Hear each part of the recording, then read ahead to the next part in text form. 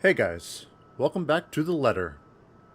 So last time we actually met up back with Isabella, and she's scared shitless. Wonder why. But darkness immediately welcomes me as soon as my head hits my makeshift pillow. I can only wish the dreams will keep at distance for now. For both of us. October 25th, a few days away from Halloween. The first few notes, while muffled, are enough to wake me up. In the end, it became one of those nights where sleep passes like a blink and is plagued with vague, fuzzy thoughts. I lift a hand to rub away the drowsiness from my eyes, although it does little to relieve the gritty, burning sensation from my eyelids. Outside, the sun has yet to peek over the horizon, but night has already given way to the cool morning light, washing everything in subtle gray hues. You know what I just noticed? Is that Zach has a fish doormat. That's pretty weird, not gonna lie, man. At this hour, the entire city remains unstirring. Ordinarily, waking up before my alarm means abusing the snooze button, twice or thrice, just to catch those precious few extra minutes of sleep. But the persistent reeking makes it impossible now. This better be good. It's probably not. Groggily, I scramble for the bag sitting at the foot of the bed. The ringing still doesn't stop even as I fish the phone out, and Ashton's name flashes brightly on the screen when I turn it on. Must be pretty urgent if he hasn't dropped the call yet. Took you long enough, Z-Man. What's up, Ash? Ashton, it's 6 in the morning. Sun hasn't even risen. Hell, my brain ain't even awake yet. Stop calling me Z-Man. It's 20 past 6, Zach. Ash is me, okay? This is what I do to my friends. You want to talk? Give me back my 5 extra minutes, Ash. I want my sleep. Hey, don't make fun of me. I can be a more person too if I want to. Uh-huh, sure you can. What's this all really about? You don't usually make calls around this hour. Is the world ending today? Sorry about that. Becca rang me up a few minutes ago looking for Isabella. Said she didn't show up in her own apartment last night. We both tried calling, but her phone seems to be off. Oh, please tell me she's right here. Tell me she's still in the apartment. Do you have any idea where... I should have known you two would come looking for her first thing in the morning. Not a laughing matter, Zach. You can't really let your guard down with everything that's happened here recently. You've heard about the Cooper woman from the news. Everyone in the precinct has been restless ever since the incident the other day. Oh yeah, Rose. Yeah, I get what you mean. Listen, Ash, about Bella. I let my voice trail off, unsure of how to go about recounting last night. If I should even say anything to him. He might be a close friend, but at the end of the day, whatever's bothering her ain't mine to speak of in the first place. On the bed, Isabella remains as still as when I transferred her the night before. Good, she's still here. Sometime during her sleep, she pulls up a blanket over herself and tucked into it comfortably. Like this, it's easy to forget the horror in her eyes, or how much her hands and lips trembled. Save for her firm grip on the edge of the covers, she appears nearly as normal as she would any other day. Almost. I'm not really sure how to go about this while being... Zach, what about her? Something, the worry, the concern, must have surfaced in my tone because his own shifts then. Carefully, as if he's preparing for the worst.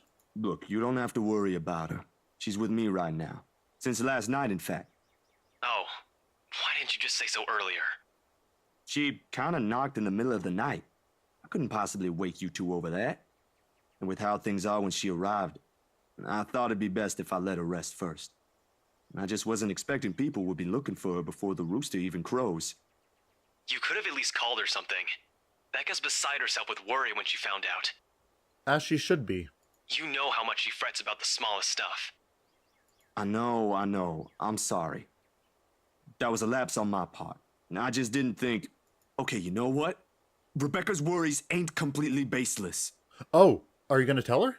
Isabella hasn't been her usual self since the movie. Maybe even before that.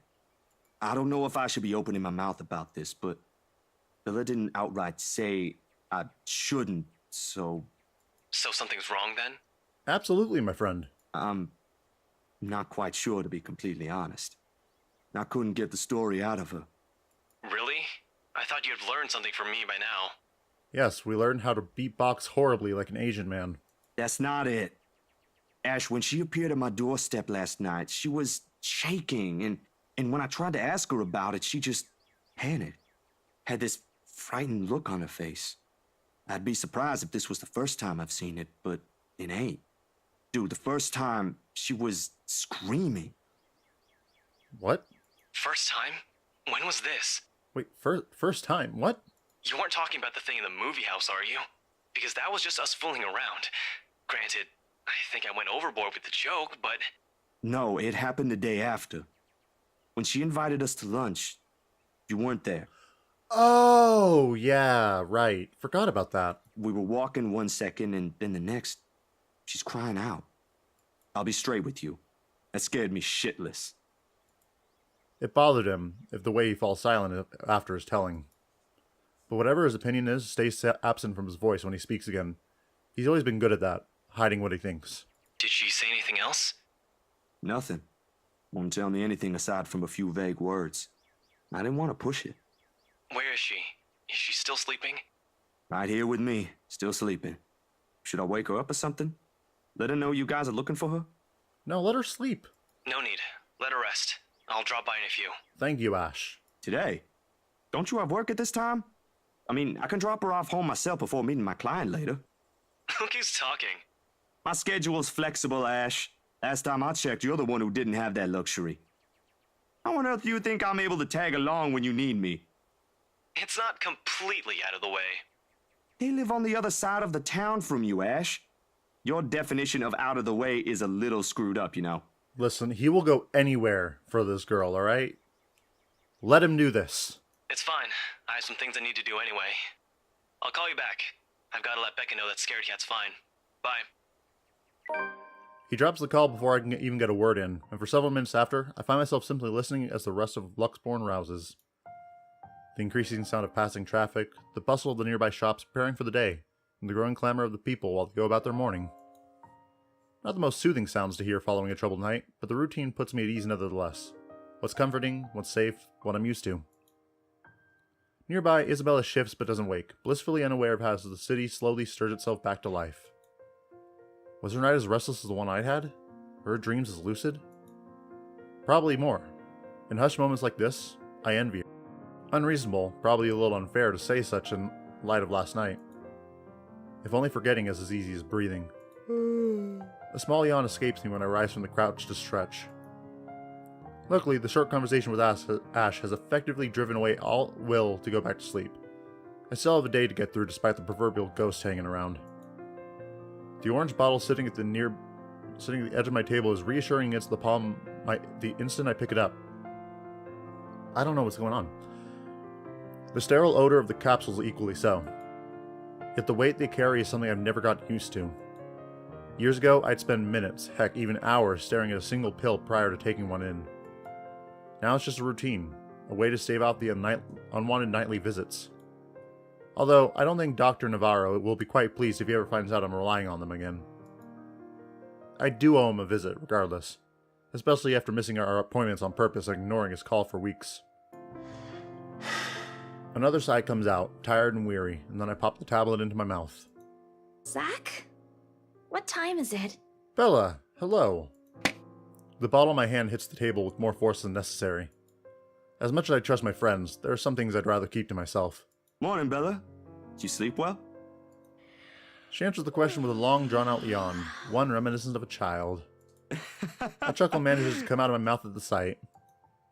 In this manner, it's easy to mistake her for someone too young for responsibilities. Inexperienced and immature, even. Easy to forget she was thrust into the role of an adult earlier than her own dreams can afford. To overlook how surprisingly observant she can be at times. Maybe not on the same level as Ash exercises for his investigation, or Rebecca needs for her own work. But certainly enough to defy, or deftly put what she sees around her on canvas. And if the way her eyes flickers to the table in my hand says something, it's that I won't be able to avoid the questions this time. Only a little. I don't remember how I ended up on the bed, though. My doing. You didn't look very comfortable sleeping on the couch, all hunched up like that. Good man, Zach. It would have been enough for something temporary. Sorry I stole your bed. This is all good. Hey, it doesn't matter. Besides, what kind of gentleman would I be if I leave a lady sleeping in such uncomfortable conditions? Not in this house.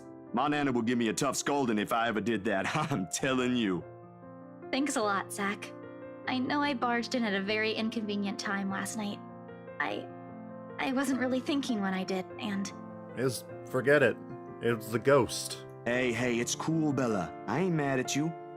That's what friends do. You guys are welcome here anytime. Except for Ash. Although Ashton abuses the anytime part a lot, I don't really mind. We might have less wiggle room if all four of us are present, considering the size of this place. But as long as no one makes anything explode, it's totally fine. Then you probably shouldn't let me in. Fine or not, I still owe you one for last night's trouble, especially since you don't seem to be...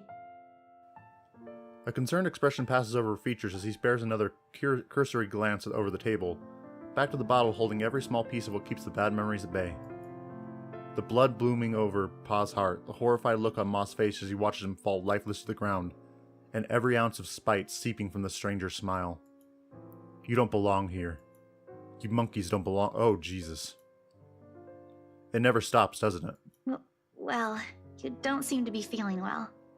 Let me know, okay? I'll make it up to you somehow. Well, if you could buy me a new prescription, I'm kind of running low. I'm kidding. She makes a slight gesture with her head towards the bottle, asking a question without really asking. Subtlety has never been one of her greatest assets, but right now, even Ash would have been a little amazed, if not a loss for words at that. She's left it up to me whether I'll ever give her the response she wants to hear or not. A little clever coming from her, if anyone would ask me. I don't know if you're supposed to save right before every choice, but that's what I'm doing. But honestly, it's the best policy. But if I play the character, I don't think he wants to tell anyone. But he needs to open up to everyone, so I'm going to force him to tell the truth. But it's never easy, ain't it? Talking about my own problems, that is. Also, I'm a slave to the relationship meter. If it doesn't go up, I switch. I will never be, or it will never be. Not by a long shot. Not when I've let it stay this way for so long. I realized that long ago, when the wounds are still fresh and the dreams are a nightly occurrence. Can't force you to get better and move on to better things. It's what's normal now, and I can only cope. The question in her eyes may be unwarranted, born simply out of curiosity and sincere concern for a friend. I don't owe her an explanation, in fact. But of all the people I kept close in my life, she's probably one of the very few who perhaps I can trust with this. Maybe she won't understand entirely. I can never hope she will. No, never to the full extent. That alone is expecting too much of her, and giving too much of what I can. However, for all her shortcomings, I know she'll hear me out. And that's all I can ask of her. My bad. I was kinda hoping you wouldn't have seen me with these. The pills rattle lightly against the container when I gently set it back in its usual place. Always a small area closest to my laptop, near the right hand. Within reach whenever, and a quiet reminder of what I shouldn't miss every day. What? Oh, is it bad? I was just thinking that maybe it's a cold like Becca's. Do you need me to get anything from the store? Soup or something? There's one nearby, right? I can run real quick and... No, nothing of that sort. I'm perfectly healthy right now. Mentally, though, you're suffering, my dude. It's really difficult to say, but can you promise me you'll listen at least? What is this about, Zach? I should have been upfront with you about this a long time ago. Well, Ashton found out without me telling him anything. But you already know how that guy is. Can't hide anything from him. If it's something you're having trouble saying, you don't have to force yourself to tell me. I'll forget I ever saw anything and won't ask questions. Promise. No, I need to get this off my chest eventually. Besides, we're already here. Might as well finish what I started, yeah? Indeed you should. If you say so. She takes a seat on the couch, her posture easy and open and her smile honest. As if this is just a simple talk between two friends on a regular day. It's far from one, but her unreserved air is enough to stamp down the twinge of unease that threatens to come up. Let's hear it then. And she does. True to her word, she listens while the story spills out of my mouth. Of my mom and pa, that little old diner across the pond, and what it left in me that day. I can't recall most of it now, my own account jagged with a few missing details here and there. The passing years have eroded most of my recollection of the whole incident. All except for that one moment in the kitchen. The ringing of gunshots are as vivid as it sounded that day. Even Ma's hysterical screams the moment Pa's body hit the floor motionless, his lifeblood flowing out from under him. And the gunman. He was smiling. He was smiling when Pa opened the door to welcome him. He was smiling when he put the bullet to Pa's chest and Ma's head. I've heard stories of how the world can be a cruel place for people like us before. I never believed it until that moment. Nan and Gran took us right after that. Sis and I flew straight to New Jersey as soon as they heard the news. A few days after, Ma and Pa were laid to rest. And we have a new home a continent away.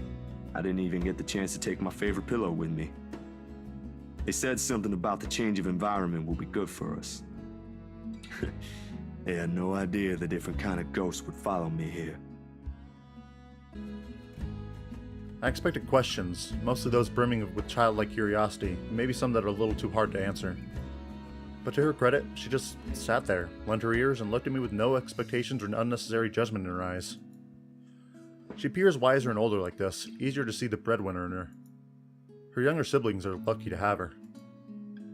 When I'm done, after everything's been said, she wraps her arms around me. A bit awkward considering the gap in our heights, but it gets her sentiment across. But it's difficult to answer this in kind, if I'm supposed to even reciprocate the gesture given my early apprehension. Just give her a hug, dude. She pulls away shortly. What did I just say? She pulls away shortly with a smile on her face. Not the reaction I braced myself for, but it's obviously better than what I imagined. Are you not gonna say anything? Am I supposed to say anything after? Like, apologize or something? I don't think that's very appropriate, but if you want to hear one, I can think of something real quick. Not really. Other people have something to say after usually.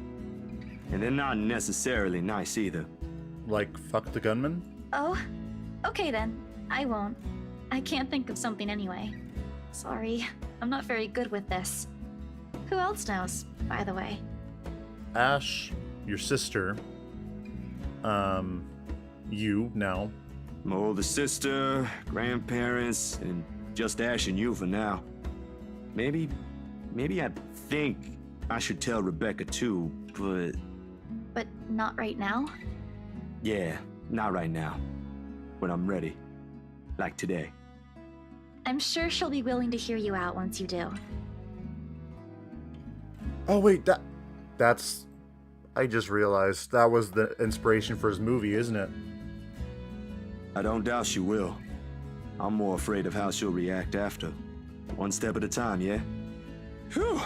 Surprisingly, it feels good to get that one out my chest. I was a little afraid you'd be angrier. I didn't tell you earlier than today. I'm not angry. I'm just surprised. You didn't look like it. I wouldn't have suspected. Didn't look like what? I suppose that's how it often is, isn't it? We all have our... what's the word Becca uses? Inner demons? But this is something personal to you. I understand why you'd rather have a few people know. That too. Well, these past few weeks haven't been easy for you. I didn't want to add that. Not after last night. Something passes in her face, brief, fleeting, and disappears right before I can recognize what it is. You okay?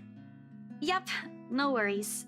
I'll be fine. Look, about last night... Never mind. This isn't a good time. But don't lose sleep over this, alright? What's important is you got what you want to say out. And if you need me, I'll be here. I should be relieved. Her words are more reassuring to my ears. There should be comfort in hearing those alone and knowing I have another person to rely on if things ever go bad. But somehow, I find myself worrying more for her instead. I'll make another attempt to get the story out of her if I can. But this is a dance I know all too well, and with her, I doubt forcing her to say something would yield any results. As much as I want to imitate Ash, there's only so much I can ask that won't result in something a little over disastrous. At best, she'll stop talking to me until a week passes. At worst, I'd rather not risk it. I've never seen her angry. Outright annoyed, maybe, and often directed at Ash, but never furious. What do they say again about the happiest people when angered? Besides, it'd be unfair to her after a little chat. So, food then? She seems relieved at the brisk change of subject, and as if it's been simply waiting for the cue its whole time, her stomach rumbles at the mention of food. Rather loudly, as a matter of fact. Alrighty, Missy. We're going to get some chow now. Better be quick, though. Can't have your stomach starting a revolution on us here. Don't make fun of me. I'm not that hungry. Sure you are. Maybe a little. I didn't think I'd end up skipping dinner last night. And now we have one starved stomach protesting. Sorry, it'll be nothing fancy, since I'm a little low on stocks. I should probably drop by the grocery store after the meeting this afternoon. I can make a quick run for you if you want. Nah, I've got enough to put together something nice here. Maybe. I could always improvise if we're missing an ingredient or two. It ain't like we're going for a Michelin 3-star status here. That's what you should always strive for. Also, didn't I say you're a guest? Is this a Filipino thing? Or just Rebecca rubbing off on you? The soft laughter that comes from her doesn't quite reach her eyes. Neither. The answer is neither. Because if she stays idle, she'll remember. On second thought, I might need a little help slicing up the potatoes while I prep the ham. You up for that? What? Do you think instant noodles are all I'm about? Yes. I'll have you know I can cook a mean paella with my eyes closed. All my siblings love it. Sure you can. Come on. I think I know what we'll do with those spare ingredients. Despite the massive effort to keep the mood light with small chatter, cooking ends up being a mostly quiet affair. Yeah, I'm kinda glad they didn't go into too much gritty detail about the incident. Like, it's enough with context clues. But Zach's seen some stuff, and those are probably antidepressants if I had to guess. I'd be wrong, but I'm just guessing. But that's where I'm going to end it for now. So maybe next time we'll actually move on out of this apartment. No guarantees, but probably. So thank you all so much for watching. I'll see you all in the next one. You have a good day. Goodbye.